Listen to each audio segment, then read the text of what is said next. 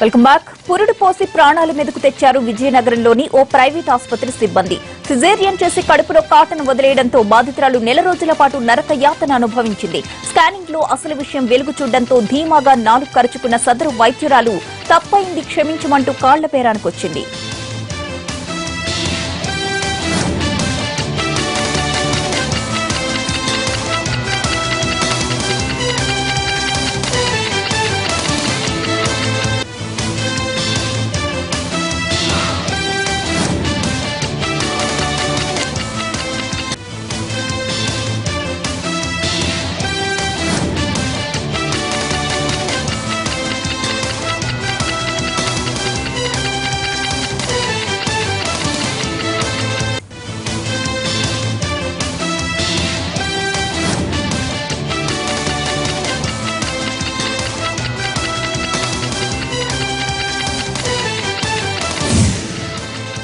రోజుకో వివాదం చుట్టుముడుతూ ఉండడంతో దిద్దుబాటు చర్యలకు దిగారు సమాజ్వాదీ చీఫ్ ములాయం సింగ్ యాదవ్.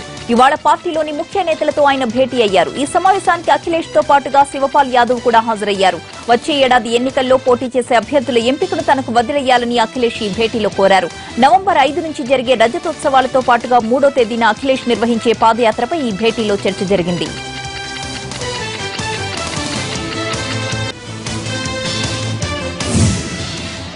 జయ అనారోగ్యంపై ఆందోళనలు పూర్తిగా తొలగిపోయాయి. ఆమె కోలుకుంటున్నట్లు వైద్యులు నిన్ననే ప్రకటించారు. తాజాగా రాజ్ భవన్ నుంచి కూడా జయ ఆరోగ్యంపై ప్రకటన వచ్చింది. జయ కోలుకోవడం ఆనందంగా ఉందన్న విద్యాసాగర్ త్వరలోనే ఆమె విధుల్లో చేరతారని ఆశాభావం వ్యక్తం చేశారు. మరోవైపు ఏపీ టీడీపీ నేతలు కేంద్ర మంత్రి సుజనా చౌదరి, ఎంపీలు మురళీమోహన్, సీఎం రమేష్ అపోలో ఆసుపత్రిలో ఉన్న జయను పరామర్శించారు. ఆమె త్వరలోనే విధుల్లో పాల్గొంటారని వైద్యులు చెప్పారన్నారు సుజనా చౌదరి. జమ్మూ కశ్మీర్ లో హై అలర్ట్ కొనసాగుతోంది. బారాముల్లాలో 2 జైషే మహమ్మద్ ఉగ్రవాదులను అరెస్ట్ చేశారు. వీరి నుంచి మందుగుండు సామాగ్రి, AK-47 పిస్టోళ్లు స్వాధీనపరుచుకున్నారు. ఉగ్రవాదులు చొరబడ్డారన్న ఇంటెలిజెన్స్ హెచ్చరికలతో ఆర్మీ, స్థానిక పోలీసులు జాయింట్ ఆపరేషన్ చేపట్టారు. ఇంకా టెర్రరిస్టులు ఉండవచ్చన్న అనుమానంతో సెర్చ్ ఆపరేషన్ కొనసాగిస్తున్నారు. అంతకుముందు సరిహద్దుల్లో మరోసారి కాల్పుల ఉల్లంఘనకు తెగబడింది పాకిస్తాన్. భారత్ చెక్ పోస్టులే లక్ష్యంగా ఆర్ఎస్పుర సెక్టార్లో కాల్పులు జరిపింది పాకిస్తాన్ సైన్యం. అప్రమత్తంగా ఉన్న భారత జవాన్లు గట్టిగా బదులిచ్చారు. 36 గంటల్లో పాక్ కాల్పుల విరమణ ఒప్పందాన్ని ఉల్లంఘించడం ఇది 5వ సారి.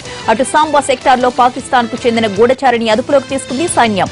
2 సిమ్ కార్డులు, మ్యాప్లు స్వాధీనపరుచుకున్నారు. సర్జికల్ స్ట్రైక్స్ అనంతరం ప్రతీకారేచ్ఛతో రగిలిపోతున్న పాక్ పదే పదే దాడులకు తెగబడుతూనే ఉంది. శతాబ్దంగా తాము పడుతున్న ఇబ్బందుల్ని పాలకులు పట్టించుకోకపోవడంతో చివరికి శ్రమదానంతో తమ సమస్యను పరిష్కరించుకున్నారు జనం. ఉత్తరప్రదేశ్ బరేలీలో బ్రిటిష్ కాలం నాటి డ్యాం 1990లో కూలిపోయింది. దీంతో 25 గ్రామాలకు సాగునీటి సమస్య మొదలైంది. తమ గోడును ప్రజాప్రతినిధులు, అధికారులకు ఎన్నిసార్లు విన్నవించుకున్నా పట్టించుకున్న పాపానికి పోలేదు. ఈ క్రమంలో తెహర్ గ్రామానికి చెందిన రైతులు డ్యాం నిర్మాణానికి నడుం బిగించారు. చందాలు, శ్రమదానంతో కట్ట నిర్మాణం పూర్తి చేశారు. వీళ్లను పూర్తిగా తీసుకుని మిగతా గ్రామాల రైతులు కూడా తక్కువ ఖర్చుతో కట్టలను నిర్మించి పని ప్రారంభించడం విశేషం. మొత్తానికి తమ సమస్యలు పట్టించుకోని అధికారులు, ప్రజాప్రతినిధులకు సిగ్గొచ్చేలా చేస్తున్నారు జనం. యూపీలోని ఓ మధ్యతరగతి కుటుంబానికి చెందిన ఆడ శిశువుకు వైభవిగా నామకరణం చేశారు ప్రధాని నరేంద్ర మోడీ. తమ బిడ్డకు పేరు పెట్టాల్సిందిగా శిశువు తల్లి రాసిన లేఖకు ప్రధాని స్పందించారు.